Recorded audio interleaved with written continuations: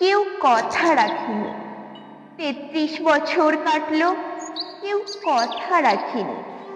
ছেলেবেলায় এক বষ্টমী তার আগমনীর গান হঠাৎ থামিয়ে বলেছিল, শুক্লা দাদু সেদিন অন্তরাটুকু শুনিয়ে যাবে।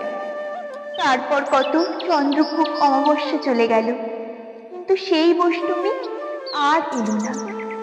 ২৫ বছর প্রতীক্ষায় আছি। মামার বাড়ির মাঝে নাদের আলী বলেছিল, বড় হও দাদা ঠাকুর, তোমাকে আমি ৩ প্রহরের বিল দেখাতে নিয়ে যাব, যেখানে পদ্ম ফুলের মাথায় সাপ আর ভ্রমর খেলা করে। নাদের আলী, আমি আর কত বড় হব?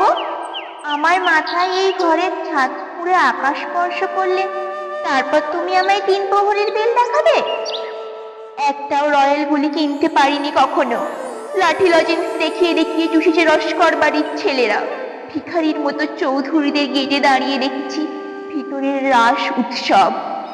অবিরাল রঙের ধারার মধ্যে সুবর্ণ কঙ্কন পরা ফর্সা রমণীরা কত রকম আমোদে হেসেছে। আমার দিকে তারা ফিরেও চায়নি। বাবা আমার কাঁধ ছুঁয়ে বলেছিল, দেখিস একদিন আমরা। বাবা এখন অন্ধ। আমাদের দেখা হয়নি কিছুই। সেই রয়েলগুলি, সেই লাঠি লজেন, সেই রাস উৎসব আমায় কেউ ফিরিয়ে দেবে না।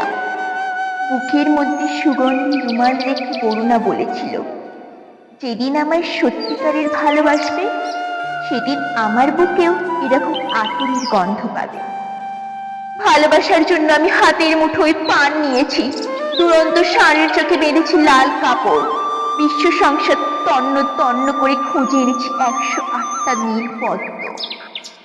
তবু কথা রাখিনি বরুণা। এখন তার বুকে শুধু মাংসের গন্ধ।